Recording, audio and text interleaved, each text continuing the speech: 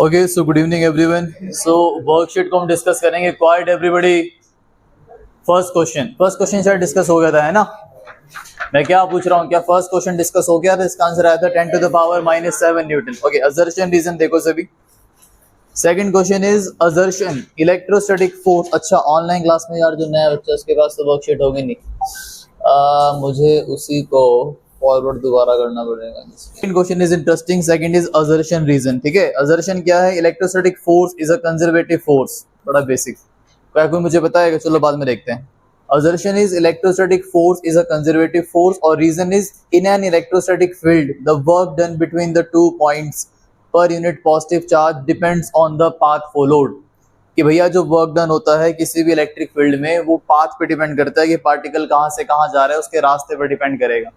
तो ऑप्शन सभी को पता है, 10th क्लास से आप असर्शन रीजन करते आ रहे हैं। ऑप्शंस क्या होते हैं? पहला ऑप्शन होता है assertion is true, reason is true and reason is correct explanation of assertion. Second is assertion is true, reason is true, but reason is not correct explanation of assertion. Third option क्या होता है? assertion is true but reason is false. और last option क्या होता है? both are false. जिनका answer है ए, raise your hand. चारों में से फास्ट जो कहते हैं both are true and reason is correct explanation. Anyone? कोई नहीं। जो कहता है बी कि both are true but reason is not correct explanation। अब तो वर्कशीट करके आ रखे हैं, ऐसे कैसे गलत हो जाएगा? जिनका आंसर है C, assertion is true, reason is false. Okay, very good. ये इसमें इतना दिमाग लगाने वाली बात नहीं थी। असर्शन क्या बोल रहा है? वो कंजर्वेटिव फोर्स होता है। और 11th क्लास में छोड़ो, 9th क्लास में भी अगर हम जाए, कंजर्वेटिव फोर्स का डेफिनेशन क्या होती है? कंजर्वेटिव फोर्स उसे कहा जाता है जो बॉडी के पाथ पे डिपेंड नहीं करता बट सिर्फ इनिशियल और फाइनल पोजीशन पर डिपेंड करता है। क्या कोई मुझे इसके अलावा एक और एग्जांपल दे सकता है ऐसे फोर्स का जो कंजर्वेटिव इन नेचर होता है? Gravitational force. Very good. कौन सा होता है? बल्कि इलेक्ट्रोस्टैटिक से पहले हम लोग ग्रेविटेशन फोर्स को ही पढ़ते हैं कि ग्रेविटेशन फोर्स सिर्फ डिपेंड करता है इनिशियल पोजीशन पे और फाइनल पोजीशन पे। आप बॉडी को कहां से लेकर गए हो उस पर डिपेंड नहीं करता। तो सेकंड पार्ट का answer C. Next question interesting है। नेक्स्ट क्वेश्चन है, a small metallic sphere s of charge plus q is placed exactly at the point midway between the 2 point charges plus q and plus q where q is very greater than small q if the sphere is slightly displaced। Common sense का question था। अगर हमारे पास एक ऐसा setup है, stop writing दे देखो, अगर ये भी बड़ा वाला q है और ये भी बड़े वाला q है और क्वेश्चन बोलता है कि देखो भाई तुम्हारे पास दो चार्ज है और इसके बिल्कुल सेंटर में तुमने एक छोटे से चार्ज को रख दिया, और मैं पहले ही बता रहा हूँ कि ये वाला जो चार्ज है ना, बड़े वाला क्यू, ये इससे बहुत ज्यादा ग्रेटर है। मतलब ये अगर लगभग 100 कूलम है तो ये सिर्फ 10 कूलम है, काइंड ऑफ दैट। फिर वो बोलता है कि कहाँ गया इसके बाद क्वेश्चन था यार। If the sphere is slightly displaced towards charge A, अगर इस प्लस के चार्ज को मैं हल्का सा इसकी तरफ को डिस्प्लेस करता हूं तो क्या होगा? पहला option, it will move further towards a. बिल्कुल सही बात है। किसको लगता है ए होगा? ये बोलता है कि अगर मैंने इसको इधर किया ना तो ये ए की तरफ ही जाएगा। अरे जब मैं धक्का यहां लगा रहा हूं तो इसकी तरफ ही तो जाएगा। तो आधे बच्चे कहते हैं ए ठीक है। It will move towards B, जो कहते हैं नहीं सर, अरे आप धक्का यहां मार रहे हो बट ये पता नहीं कैसे कोई दिमाग लगा के इसको खींच लेगा, तो वो कहते हैं B. It will oscillate about its original position, ये तो मुझे लगता नहीं है कि ये अपनी ओरिजिनल पोजीशन पे ऑसिलेट करेगा। और लास्ट है इट विल, हाँ इसमें दम है, it will not move at all, ये मूव करेगा ही नहीं। बोलो ए बी सी या डी? जो कहता है ए, नहीं एक बच्चा जो कहता है बी। बी क्या था? It will move towards B. Very good. It will C, it will oscillate about its original position. C के साथ है कोई? ऑनलाइन क्लास के साथ भी सेम रूल है भाई, रेज योर हैंड अगर कोई ऑप्शन पे तुम्हारा हाथ। बोलो सी में है कोई? Nobody. Option D, it will not move at all. C 1 2 3 4। D, D नहीं, बी वाले मैक्सिमम थे। बी वाले हाथ खड़े करना जो बी कह रहे थे। कैसे समझा सकते हो बी कैसे? हाँ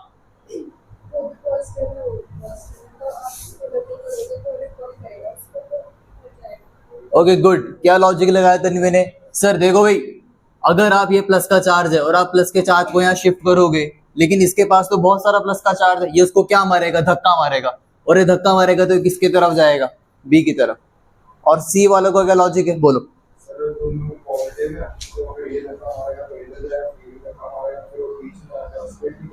ओके लेट्स सी। अब मैं देखता हूँ इसका आंसर क्या है। अब हम थोड़ा सा लॉजिक पे ध्यान देते हैं। ये प्लस का चार्ज है, जैसे ही मैं इसको इधर करने की कोशिश करूंगा तो ये क्या मारेगा? धक्का। लेकिन अब इसका धक्का इसे यहाँ थोड़ा ना पहुंचाएगा, थोड़ा सा आगे तक धक्का मारेगा। अब जब वो उसको धक्का मार के थोड़ा आगे भेजेगा, उधर कौन बैठा हुआ है, प्लस का चार्ज। क्या मेरी बात समझ आ रही है? जब ये चार्ज हल्का सा यहाँ गया, यहाँ से इसको पुश मिला, ये यहाँ पहुंच गया, लेकिन यहाँ से क्या मिलेगा, पुश, फिर यहाँ पहुंच गया, यहाँ से पुश मिला, फिर यहाँ पहुंच गया, ये पुश मिल, ये अपनी पोजीशन पर क्या कर रहा है, oscillate. C is the right answer, C पे टिक लगाओ। 2025 के सेट का क्वेश्चन है, लगाओ tick. It will oscillate. But ये जान के मुझे बहुत अच्छा लगा कि बच्चों ने वर्कशीट खुद की है, क्योंकि तभी घटते हैं कि कोई गलत बता रहा है। अगर सबका सही होता तो पता लग जाता है कि चीटिंग है, सीधी सी बात। अगर गलत है ऐसे पता लगता है कि हाँ खुद का दिमाग लगा है। Very good. तो यह ए नहीं हो सकता था, बी नहीं हो सकता था। Okay next question. और यही तो बात है कि जो ये वाला चार्ज बहुत ज्यादा है और मैं बहुत छोटा हूं। सबसे पहले कंडीशन क्या थी, इस बात के कहने का मतलब क्या था कि capital Q is very greater than small Q. इस बात का मतलब है कि उसका धक्का तेरे से सहन नहीं हो सकता भाई। इसका धक्का वो जब तक मैं यहाँ था तब तक इसका फोर्स और इसका फोर्स बैलेंस कर रहा था। हल्का सा भी अगर मैंने यहाँ आने की कोशिश करी, क्या अपना फोर्स कमाल नहीं दिखाएगा? ये मुझे उठा के मारेगा तो इधर जा, लेकिन अब कौन कमाल दिखाएगा, ये दिखाएगा। तो मैं एक पेंडुलम की तरह ऐसे ऐसे ऑसिलेट करता रहूंगा अपनी जगह पे, यही काम करेगा। Next, right Coulomb's law in vector form. Derivation है, कराने की जरूरत है, हो जाएगी। ये डेरिवेशन के टाइम पे कराऊंगा, ठीक है। वेक्टर फॉर्म की derivation. 2 point charges Q1 is equal to 10 microcoulomb, Q2 is equal to 20 microcoulomb are located at point. मैं कहता हूँ कॉपी का नया पेज निकालो, जिसने किया है वो भी दोबारा करो, थोड़ा पता लग जाएगा। अभी मैं बोल रहा हूँ क्वेश्चन। 2 चार्ज है, Q1 is equal to 10 microcoulomb, Q2 is equal to 20 microcoulomb are located at points. Points दिए हुए हैं 0 0 एंड 3 सेंटीमीटर 4 सेंटीमीटर। हालांकि क्वेश्चन इजी है। In X Y plane. Okay, find the magnitude of the force exerted on Q2 by Q1। Okay, अब question को पढ़ के, जिन्होंने तो चलो गूगल से किया है उनसे मैं बात नहीं कर रहा, जिन्होंने खुद दिमाग लगाया वो जरा बोर्ड पे ध्यान दो। कैसे समझ आता है कि यार अगर क्वेश्चन ये नया बोर्ड में आ जाए तो मैं कैसे समझूंगा कि मुझे डायग्राम कैसे बनाना है। क्वेश्चन में ये लास्ट में 2 श्रेयांश और आर्यन, यहाँ ध्यान दो। तो मेरे पास दिया हुआ है एक्स वाई प्लेन, ठीक है। पहला चार्ज रखा है 0 0 पर, यहाँ पर है पहला चार्ज। दूसरा है 3 4। 3 4 कैसे दिखाते हैं, यहाँ से 1 2 3, वही नर्सरी क्लास के मैथ्स। 4 कितना आएगा, 1 2 3 4। फिर क्या करते थे यार, अगर कोऑर्डिनेट दिखाना है ना, इसको भी यहाँ से बढ़ाया करते थे, इसको भी यहाँ से बढ़ाया करते थे। ये होगा वो वाला पॉइंट। यहाँ पे कौन बैठा हुआ है, Q2। तो Q1 और Q2 को जोड़ लो। इतना मैथ तो सबको आता है। ये इस पॉइंट के कोऑर्डिनेट्स क्या है, 3, 4। अच्छा, हम इतनी मैथ सबको आती है। ये कितना है भाई, 3। ये कितना है भाई, 4। अगर ये 4 होगा मेरे भाई, ये भी 4 होगा। User common sense. ये कौन सा ट्रायंगल बन गया, राइट एंगल ट्रायंगल। अगर ये 3 है और ये 4 है, कितना होगा? मैं इसलिए नहीं कह रहा हूँ 3 4 के बाद 5 आता है। कौन सी थ्योरम लगाई, पाइथागोरस। 3 का स्क्वायर 9, 4 का स्क्वायर 16, 16 और 9 25। 25 किसका परफेक्ट स्क्वायर होता है, 5 का। तो मुझे दोनों के बीच का क्या मिल गया, डिस्टेंस। किस पे निकालना है, force on Q2 by Q1। Q2 by Q1, ये प्लस का है, ये प्लस का है। प्लस वाला क्या करेगा, धक्का मारेगा। तो इसके बीच का फोर्स कैसे निकलेगा, यहां लिख लो, force on Q2 by Q1। क्या था भैया Coulomb's law, 1/4 pi epsilon not Q1 Q2 upon R square. बोलो इसकी वैल्यू क्या होती है, 9 10 की पावर 9। Q1 कितना है, माइक्रो कितना होता है, -6। Q2 कितना है, 20। माइक्रो कितना होता है, -6। ठीक है। R कितना आया दोनों के बीच में, 5 सेंटीमीटर। जल्दी से बताओ क्या आ रहा है, हो गया सॉल्व। ओ कुछ गलत है, क्या गलत है सर, R का स्क्वायर। करो जल्दी करो, आ रहा है ना 720। क्या डायरेक्ट हो रहा है क्या, इसके स्क्वायर को क्या लिख सकते हैं, 25 लिख के फायदा है। और ये क्या बनेगा, 10 की पावर -4। क्या क्या कैंसिल किया, माइनस के 6, 10 से 25, कौन से टेबल से, 5 के। तो 5 के टेबल पे कितने पे जाएगा, 5 और के 20, 5 और ये कितने पे गया, 2। तो दोनों में 18, 18 चौके 72। अच्छा 72, और ये बना -6 और -6, माइनस के 12 प्लस के 9 माइनस के 3 प्लस के 4। अरे भाई तो हो गया 720 न्यूटन। कितने बच्चों का है 720। सेकंड पार्ट, ऑनलाइन क्लास का है आंसर, ये देखो बोर्ड पे कर दिया। अब तो कैलकुलेशन की गेम थी, ठीक है। सेकंड पार्ट था इसका, angle that force makes with the x axis, क्या निकालना है? अरे भैया ये एंगल बताओ। शाबाश, कैसे निकालते हैं एंगल? यार एंगल निकालने का खेल है कि इसका मतलब है स्लोप पता करना है ना, तो क्या निकालना पड़ेगा? Tan theta. तो हम निकाल लेंगे टेन थीटा कितना आता है, what is tan theta? Pandit Badri Prasad हर बोले टेन थीटा क्या होता है? Perpendicular upon base. इस ट्रायंगल में परपेंडिकुलर कितना है? 4 और बेस कितना है? 3। तो tan theta is equal to 4/3। तो थीटा क्या बनेगा?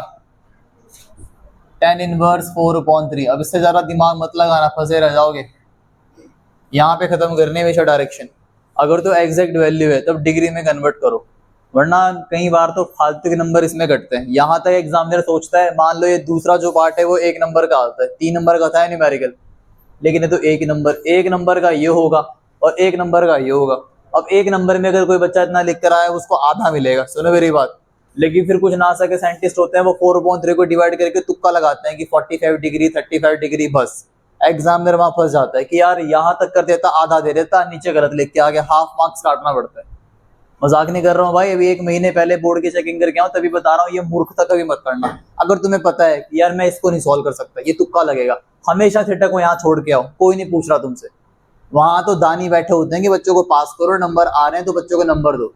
बट अगर कोई टॉपर, और ये दिक्कत टॉपर्स के साथ ही होती है, गरीब बच्चा तो बेचारा यहाँ पे छोड़ देगा, वो तो इससे आगे सोच नहीं पाएगा कि टेन इनवर्स कैसे बनेगा, उसको तो आधा नंबर। लेकिन टॉपर सोचेगा कि डिग्री, नहीं नहीं इतना मत सोचो यार, इतनी गहरी सोच में मत जाओ, खत्म, हमने निकाल दिया कि थीटा ये आएगा। अरे भाई कौन है गेट गेस्ट, पता ही नहीं चला।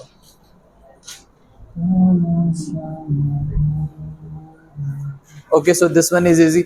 आंसर क्या निकाला है तुमने सेकंड वाले पार्ट का? तुम लोगों ने क्या आंसर लिखा था इसका, बताओ?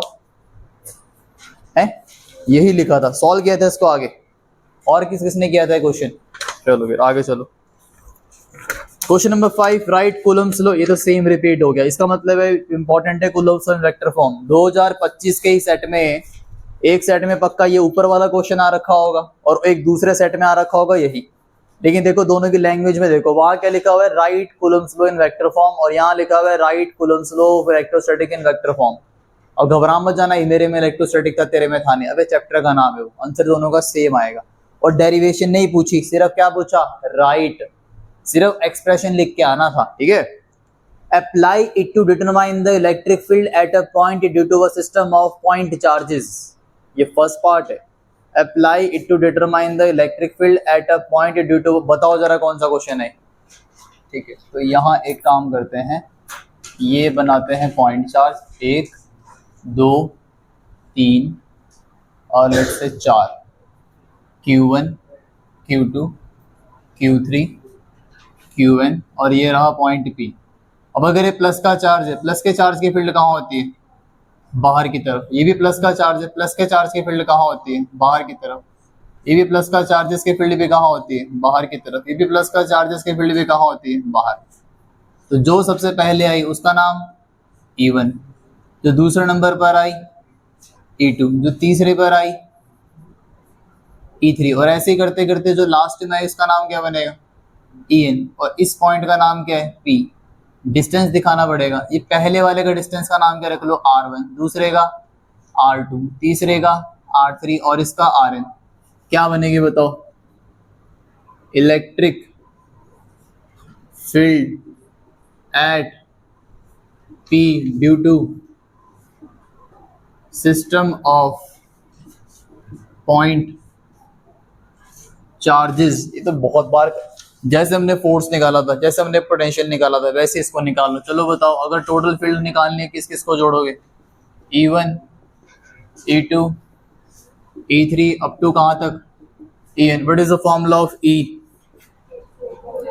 K3/R²। पहले वाले में क्या आएगा, K(Q1/R1²। दूसरे में क्या आएगा, K(Q2/R2²। और तीसरे में क्या आएगा, K(Q3/R3²। सो ऑन करते करते KQN/Rn²। क्या कॉमन है, K। अंदर क्या लिख सकते हैं, समेशन QI/RI²। और I कहाँ से स्टार्ट है, 1 से कहाँ तक जा रहा है, M तक। तो इतनी सी डेरिवेशन पूछ ली इसने बस। ये 5 मार्क्स का क्वेश्चन रहा होगा, तो 2 मार्क्स के तो हमने कर दिया। अब 3 नंबर का अगला पार्ट आएगा इसका। इसका लग रहा है कि थोड़ा लेवल है। कर दूं अब? Is it done? Last. Okay, so अगला क्वेश्चन देखो, इसमें लगता है थोड़ी सी मेहनत होगी।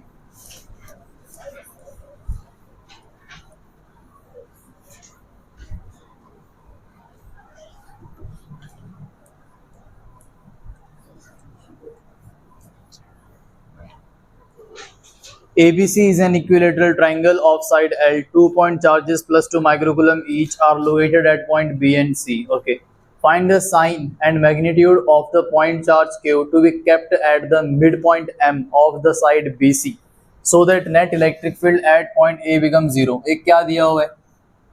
इक्विलेटरल ट्राइंगल, और इक्विलेटरल ट्राइंगल में ये वाली साइड क्या है? BC, और BC पे कौन रखा हुआ है? 2 पॉइंट चार्जेस। इसका नाम कितना है? +2, यहाँ नहीं लिखते ये है +2 माइक्रोकूलम, और ये वाला भी कितना है? +2 microcoulomb. Find the sign and magnitude of the point Q। इन दोनों के बीच में एक रखा है, इसके बारे में हमें कुछ नहीं पता, इसका मैग्नीट्यूड निकालना है और साइन निकालना है, ठीक है। Find the sign and magnitude of the point to be kept at the mid point M। इस जगह का नाम क्या है? M of the side BC so that net electric field at A become 0। और फील्ड किस पे 0 है? A पे। अब अगर A पे फील्ड 0 है तो पहले क्या दिमाग लगाया जाए? ना तो उसका साइन है और ना इसका कुछ है, ठीक है। तो क्या तुम ऐसे देख के बता सकते हो कि इसका साइन क्या होगा अगर मिड पॉइंट पे? या पहले सॉल्व किया जाए? ये प्लस का चार्ज है, प्लस के चार्ज की फील्ड कहाँ पे होती है? बाहर की तरफ। तो इसकी फील्ड कहाँ जाएगी? बाहर की तरफ। इसका नाम रख लो E1। इसका नाम क्या है? प्लस का चार्ज। इसकी फील्ड कहाँ होगी? बाहर की तरफ। इसका नाम क्या बनेगा? E2। अब अगर एक फील्ड यहाँ आ जाए और एक फील्ड यहाँ आ जाए तो रिजल्टेंट कहाँ बनता है? हमेशा इनके बीच में। ये बनेगा इन दोनों का रिजल्टेंट। क्या और कुछ डेटा और डिस्टेंस क्या गिवन है? ये साइड कितनी है? L, L, और ये भी पूरा कितना है? ये भी है L, और इतना भी गिवन है L। निकालो E1 E2 बताओ, फिर रिजल्टेंट निकालते हैं। Do it. एंगल बता सकते हो E1 और E2 के बीच में कितना है? यहाँ पे एक इक्विलेटरल ट्रायंगल के बीच का एंगल कितना बनता है? सारे एंगल कितने होते हैं? 60। और अगर ये वाला 60 है तो ये पूरा कितना होगा? लाइन अगर यहीं से निकले तो एंगल कितना बनेगा? बोलो। 60 या 120? नहीं, अगर यहां से निकला है तो 60। लगाओ फॉर्मूला फटाफट से, ये तो जल्दी हो जाएगा। रिजल्टेंट का फॉर्मूला क्या बनेगा? √a² + b² + 2ab cos 60। 11th class का फॉर्मूला। E1 और E2 बताओ, फिर सीधा फॉर्मूला लगाते हैं। शाबाश। इस पॉइंट का नाम क्या था? A। Do it. बनी बात? ऑनलाइन क्लास ओके, ऑफलाइन वालों ने निकाल दिया है। E1 E2 तो आ गया तो बच्चों का। बोलो E1 क्या आ रहा है? क्या फॉर्मूला होता है? KQ/R²। तो अगर हम पुट करें ये बनेगा 9 10⁻⁹। अच्छा, दोनों पे सेम है। चार्ज कितना है? 2 10⁻⁻⁶। और R² कितना रखा तुम लोगों ने? B से लेकर A तक का डिस्टेंस कितना है? L का स्क्वायर, है ना। तो हमारे पास कितना बना? हमारे पास आएगा 18 × 10⁻³ और अपॉन में क्या आ रहा है? L²। सहमत है सभी इस बात से? ये आ रहा है सभी का, ठीक है। क्या E2 की वैल्यू भी सेम आएगी? बोलो। अरे भाई, E2 पे भी चार्ज सेम है, डिस्टेंस सेम है, सेम आएगा। इसका मतलब क्या हुआ? E1 = E2। तो दोनों को क्या मान लो? E ही कह लो सिंपल रखने के लिए, और इस फॉर्मूले में पुट करो तो रिजल्टेंट क्या बनेगा? देयरफॉर अगर हम रिजल्टेंट को फिर ER से दिखा देते हैं क्योंकि दोनों सिंबल सेम हो गए। ER बिकम्स अब बिकॉज दोनों ही सेम आए, E² + E² + 2। यहाँ बोलो क्या बनेगा? दोनों बराबर है। E² cos 60। What is cos 60? 1/2। E² + E² कितना होता है? 2E²। 2E², ये कितना बताया? 1/2। अरे देखो भी एक बार, 1/2 का मतलब है ऐसे लिख लो, 2 से 2 कैंसिल, तो क्या बचा बोलो? तो रिजल्टेंट आया 2E² + E² कितना होता है? 3E²। अलग अलग कर लो, √3 और साथ में क्या आएगा? E²। ये कैंसिल हो गया। तो हमारे पास रिजल्टेंट फील्ड कितनी आई? √3E। अब E की वैल्यू पुट करो। E की वैल्यू कितनी थी? E कितना आया था? 10 10⁻⁻⁴ 3/L², ऐसे ही है। ओके, और 18 को भी तो यार कुछ लिख सकते होंगे ना। 18 का अगर HCF लेते हैं, क्या लिखते हैं? 3 6 18, 3 दूनी और 2 1, ऐसे लिखते हैं। देखो जरा मेरी बात सुनो, मैं इसको थोड़ा अगर सिंप्लीफाई करने की कोशिश करूं, अगर बात बनती है तो इसको लिखा जा सकता है 3√2। हाँ है ना, मानते हैं सारे?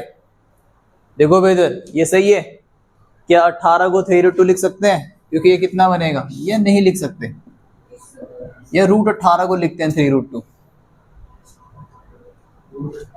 √18 को 3√2 लिखेंगे ना, सारे ना साइंटिस्ट एक साथ हैं, तो सिंप्लीफाई नहीं हो सकता, तो इसको लिखा जाना चाहिए 18√3 10⁻³ और अपॉन में L²। ठीक है, तो ये हमारे पास आंसर है? नहीं, ये हमारे पास कौन सी फील्ड है? ये ER। अच्छा फिर सुनो, क्वेश्चन में क्या गिवन है? क्वेश्चन में गिवन था सो that net electric field at A become 0। Net electric field 0 कब हो सकती है? देखो इधर, इसकी और इसकी निकाल के तो आगे ऐसे। मैं क्या कह रहा हूँ, स्टॉप राइटिंग, क्वेश्चन का लॉजिक समझो। इसकी वजह से और जो इसकी वजह से रिजल्टेंट निकला वो तो आ गया ऐसे, लेकिन यहाँ पे भी तो एक चार्ज बैठा हुआ है ना। Use your common sense. इस पे फील्ड कितनी आनी चाहिए? 0। इस पे 0 कब आ सकते हैं बताओ? अगर मेरे पास एक आंसर आ रहा है कि ये प्लस का 10 है और ये मुझे पता है कि यहाँ तो 0 आएगा, तो पहली बात तो मुझे इसकी भी तो फील्ड निकालनी पड़ेगी। बीच में चार्ज बैठा था तो इसकी फील्ड की मुझे डायरेक्शन नहीं पता है। क्यों नहीं पता है? अरे मुझे ये नहीं पता ना इसके पास मैग्नीट्यूड कितना है। मेरी बात सुनो ध्यान से, मैं निकालने वाला हूँ कि इसके पास साइन कौन सा आएगा, तो मुझे ये नहीं पता है कि साइन कौन सा है, बट मुझे ये पता है कि इसके पास आंसर कितना आएगा, 0। अब कॉमन सेंस लगाओ, 0 कब आ सकता है? अगर ये प्लस का 10 है तो इसकी फील्ड पक्का कितनी होनी चाहिए? बोलो, माइनस के 10 कब हो सकती है? ये चार्ज किसका होना चाहिए? अच्छा, माइनस के 10 कब होगी? सेम डायरेक्शन में या अपोजिट डायरेक्शन में? बोलो, अगर 10 ऊपर की तरफ प्लस का है तो यहाँ कहाँ आएगा? माइनस का। अरे भैया, अगर 10 ऊपर की तरफ है तो यहाँ नीचे, और ये तो नीचे की तरफ आ गई। नीचे की तरफ कौन से चार्ज की फील्ड होती है? अपनी तरफ कौन खींचता है, माइनस या प्लस? अगर मैं बनाता था प्लस की फील्ड, उसकी होती थी बाहर को। अगर मैं बनाता था माइनस का, तो वो खींचता है अंदर। तो सबसे पहले क्या पता लगा कि चार्ज मैग्नीट्यूड कौन सा है? माइनस। अब हम क्या लिखेंगे? As there is third charge also present at point M and to make and if electric क्या यूज के net elect if net electric field at if net electric field at A is 0, then electric field due to M must be in opposite direction to ER.